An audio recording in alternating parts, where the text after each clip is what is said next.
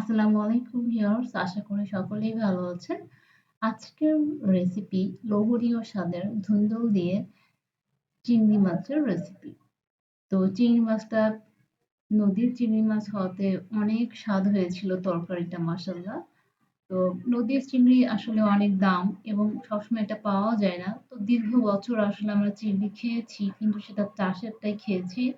তো চাষের চিংড়িতে আসলে সেই মজাটা কখনোই পাওয়া যাবে না যখন আমি নদীর চিংড়ির স্বাদ পেয়েছি। মাশাআল্লাহ অনেক স্বাদ ছিল। তো পুরা ভিডিওটি দেখবেন আপু ভাইয়ারা। আর অনুরোধ রইল যারা ভিডিওটি দেখছেন শুরুতে একটু লাইক দিয়ে ভিডিওটি কন্টিনিউ করবেন। তো আমি সবজি আগে প্রথমে ধুয়ে নিয়েছি, তারপর খোসাটা ছিলে নিয়েছি কাটারটা দিয়ে। তো অনেকে কিন্তু আছে যে সবজি কাটার পরে ধোয়। আমি সেক্ষেত্রে উম সেটা করিনি। আমি যেটা করেছি আমি আম আগে খোসাটা ছিল পরে আমি কেটে নিব। তা আপনারা এটা করতে পারেন। তো কাটার পর এখানে আমি এটা রেডি করে নিয়েছি। ঠিক এভাবে করে কেটে নিয়েছি। তো আপনাদেরকেও বলি আপু ভাইয়ারা, আপনারা যখন সবজি কাটবেন একটু ধুয়ে তারপরে কাটবেন। এতে করে কিন্তু যেটা হবে এই খাবারে যে আপনার যত পুষ্টি অনেকটা ভালো থাকে। ঠিক আছে? তো আমি চুলাতে কড়াই বসিয়ে দিয়েছি এবং পেঁয়াজ নাড়াচাড়া করছি। একটু হালকা ব্রাউনিশ কালার হলে এখানে আমি সেই চিংড়ি আর কিছু অল্প পরিমাণের আলু দিয়ে দিব। আলুটা আগে দিব এই কারণেই, কারণ ধুন্দুলটা কিন্তু খুব দ্রুত সিদ্ধ হয়ে যায়। কিন্তু আলুটা সিদ্ধ হতে একটু দেরি হবে। তো সেক্ষেত্রে আমি আলুটা দিয়ে দিব আগে। আর অল্প সামান্য নাড়াচাড়া করার পর পরে আমি মসলা ব্যবহার করব। তো আমি যেভাবে রান্না করে থাকি সেভাবে আপনাদের সাথে শেয়ার করলাম। আশা করি আপনাদের ভালো লাগবে। আর একেক জায়গার মানুষ ভিন্ন, ভিন্নভাবে রান্না করে থাকে।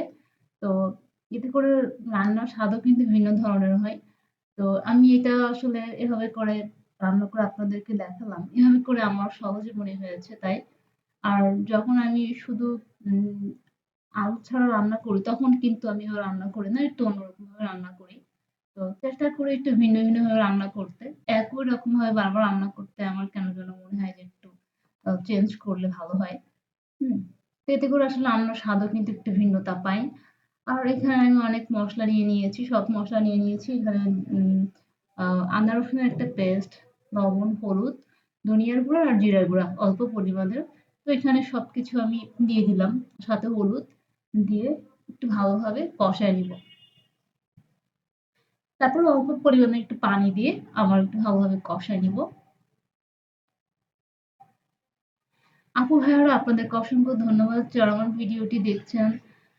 অবশ্যই আমার চ্যানেলটিকে সাবস্ক্রাইব করে দিবেন। আর ভিডিওটি ভালো লাগলে অবশ্যই আমাদের সাথে শেয়ার করবেন।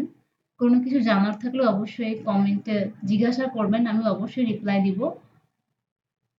তো পানি দেওয়ার পর আরেকটু কষায় নিব।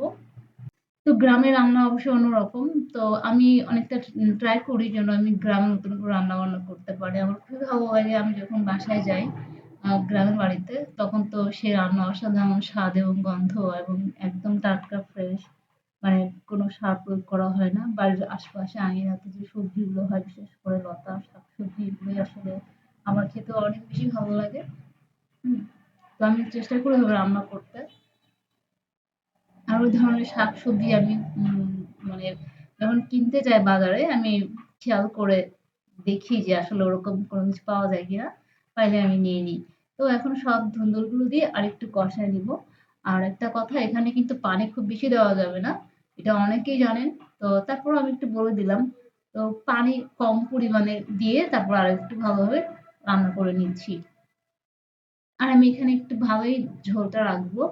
কারণ ঝোল থাকলে কিন্তু ভাত খেতে অনেক ভালো লাগে। আর অনেক ভাত খাওয়া যায় আসলে। এজন্য একটু ঝোল বেশি করে রাখবো। তো আপনারা একটু শুকায় ফেলবেন। বেশি শুকায় ফেললে কিন্তু রান্নাটা আরো বেশি ভালো লাগে। তো আমি যে চিংড়িটা নিয়ে এসেছি এটা হালকা গোল্ডেন কালারের মতন চিংড়িটা অসম্ভব রকমের স্বাদ। তো এখন আমি একটু পরিবেশন করে আপনাদেরকে দেখাবো। আর রান্নাটা মাশাআল্লাহ অনেক লোভনীয় হয়েছিল আপু ভাইয়ারা। তো হয়ে গিয়েছে আর আমি চুলা করে আমি আবার এখানে নিয়ে চলে আসছি পরিবেশন করার জন্য। দেখুন মাশাআল্লাহ কতটা লোভনীয় হয়েছে। তবে হ্যাঁ, সবজি যদি টাটকা হয়, মাছ টাটকা হয় তাহলে কিন্তু রান্নাটা অসাধারণ স্বাদের হয়, খুব মজার হয়। এবং হচ্ছে এটার স্মেলটাও কিন্তু আলাদা। তো আসলে ফ্রিজে রেখে খাওয়া আর টাটকাটা খাওয়ার স্বাদটা কিন্তু কিছুটাও বেশ কম থাকে। তো সবকিছুই টাটকা ছিল। তো বেশ ভালো লাগছিল মাশাআল্লাহ। তো আমি আসলে অনেকটাই ঝোল ঢেকে ফেলছি। আপনারা আরো একটু কমায় ফেলবেন। ঝোলটা কমালে কিন্তু আরো বেশি ভালো লাগে। তো এটা যেহেতু নদীর চিংড়ি ছিল এবং অনেক স্বাদ ছিল। আর স্বাদের কারণে কিন্তু তরকারি অনেক স্বাদ হয়। এই কারণে একটু ঝোলটা বেশি রাখছি। তো আপু ভাইয়ারা পরিবেশন করে দেখালাম কতটা লোভনীয় লাগছে মাশাআল্লাহ। তো সকলকে অসংখ্য ধন্যবাদ যারা এতক্ষণ ভিডিওটির সঙ্গে ছিলেন। আবারও নতুন কোনো ভিডিও নিয়ে আবারও সামনে হাজির হব। সকলে ভালো থাকবেন। আল্লাহ হাফেজ।